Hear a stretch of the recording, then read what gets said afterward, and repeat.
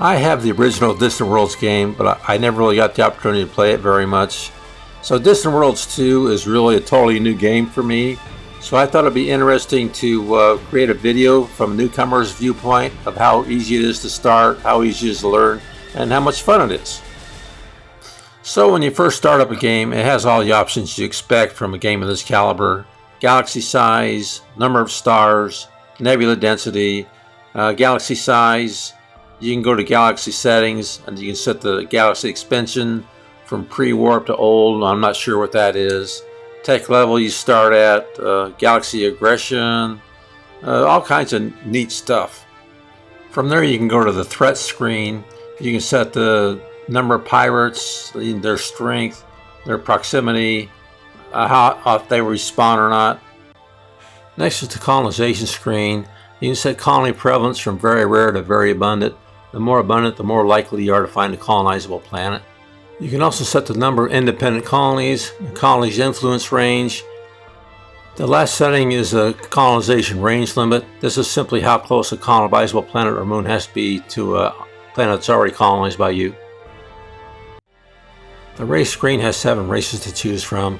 These have their own personality, colonization modifiers, bonuses, feelings towards other empires, preferred governments, allowed governments, and default infantry. And each one, like I said, is different. I almost always choose the humans because that's the easiest one for me to relate to when I play a game. I mean, everything they do is pretty much intuitive to me. So that would be my selection to start a new game with.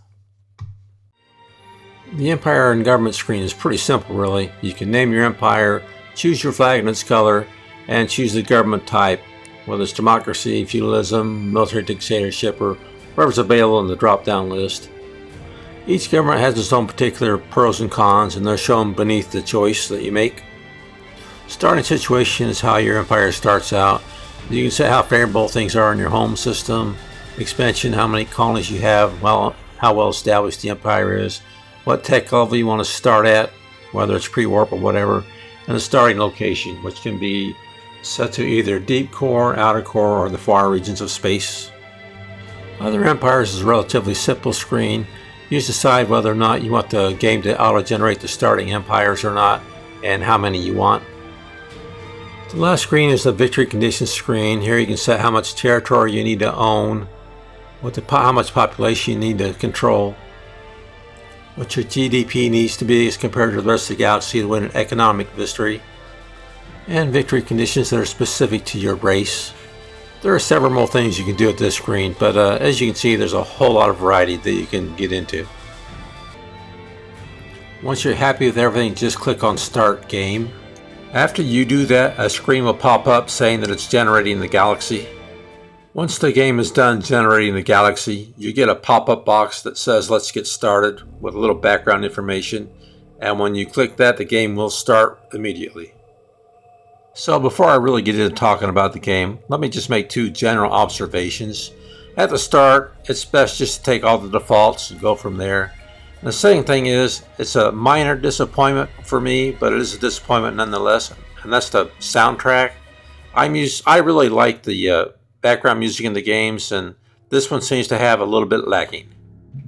The game will start you out with a basic tour, and it's got tours for almost anything that can be activated almost any time. So I like this. It's pretty helpful. This game also has some in-game documentation, plus it has a manual you can read before starting the game, and that's a big bonus because most games don't have that anymore. This game starts out almost completely automated, meaning that the AI handles almost everything for you. So if you want to, you can simply sit back and watch, and you have the option of taking over specific operations as the game progresses. Once you get to the point where you want to try running a few things on your own, click on the Empire Overview button, and then off to the right, click Policy Settings. From there you can open Advisors and Automation, and you have 4 choices: Manual, Suggest, Suggest and Execute, and Automate. I'm not very good at taking suggestions, you can just ask my wife, so I'll take anything that's suggested and bump it up to Suggest and Execute. In the heat of the game, I'm liable to miss that suggestion or ignore it, and I'd rather have something execute and do something than just sit around and be idle. I really like doing my own research, so that seemed like a good place to step in, so I set that to manual just to see how it would go. Even items that are fully automated can still be customized, like exploration. You can leave it at the default or send a team down when hidden items are present. You can make changes to colonization, like deciding what the minimum suitability is for a planet to be colonized. Right now it's defaulted to 20%, but I can change that up or down if I want to. As you can see, there's a lot more detailed customization that can be made at this screen, but that's better left for a more detailed video at a future date. As a new player to this game, now that I've got control of research, I'm just wondering what kind of alert that'll give me when it's done. So I'm kind of anxious to see what happens. I've also encountered some pirates, the Dark Army and the Ghost Fleet, and they're both not very happy with me, so that may influence my research choice when I finally get that option. Right now I'm at 93%. Okay, I'm at 100% research now, so I should get some kind of alert. And there it is, research labs completed. So I can click on that and see what it's all about. Dismiss it. I've got a mission here to assign. I'll just go ahead and take the default for now. At the top of the screen it's saying no research projects. That's a pretty good reminder for me in case I forget about assigning something. So I'll click on the research icon and go into the research options and pick out something that I think will help me deal with the pirates. There are just tons of research options at this screen. I finally decided on railgun weaponry to help me deal with the pirates. And you see I get several flavors there, and you got to pay the cost to start it. I'd really like to find something to beef up my scanners, give me a better chance of finding out where they are and eliminating them. But I'm not sure what to take yet, so I'm going to settle for weaponry for right now. Well, looks like my fears about the pirate raiders were justified. Right now they're attempting to raid my mining station, so I guess I need to get some help there somehow. So something that happened that's really nice I didn't expect is I get a tooltip telling me I can send somebody there to help out. It'd be easier if I pause it and I can right click on that, and it's going to send help to the mining station and attack this pirate fleet. So I'm really excited to see what my first taste of combat will be like. Looks like I'm too late. My base has already been raided, but I'm gonna let my fleet arrive there anyway just to see what they run into,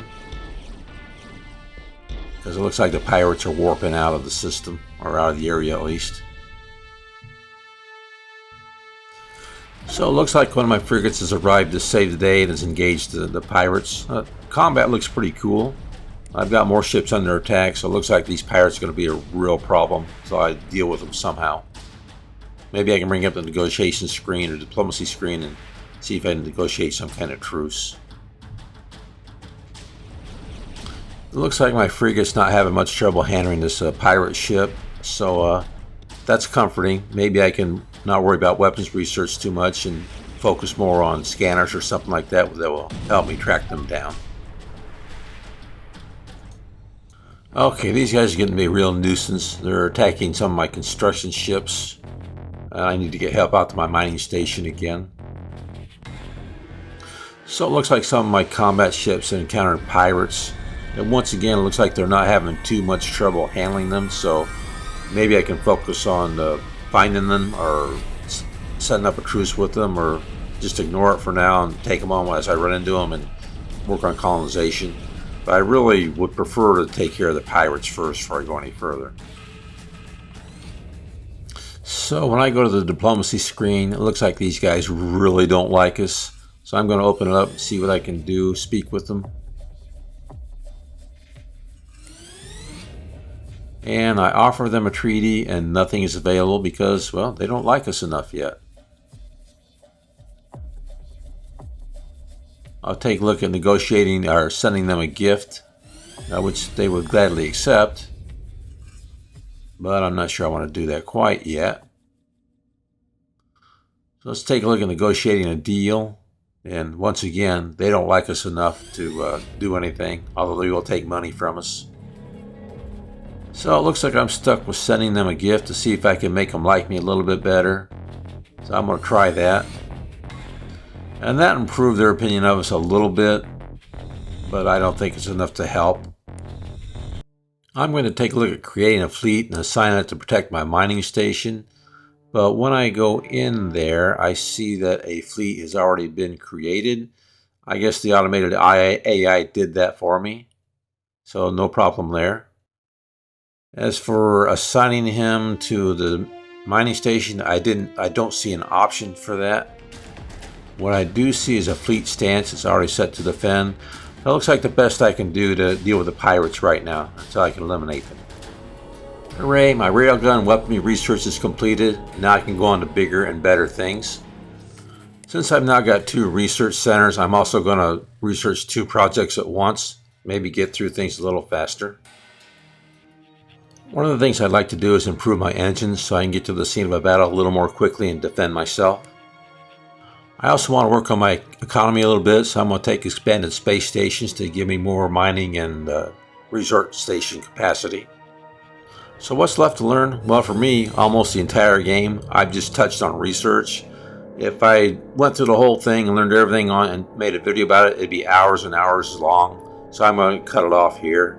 But when I look at this, as I scroll out, I've got an entire galaxy still to explore. I just touched the tip of the iceberg. So this is really a great game in my opinion. I'm going to have a lot of fun playing it. And even after I'm done with this video, I'm going to keep on playing this game. So thanks a lot for your time, and until next time.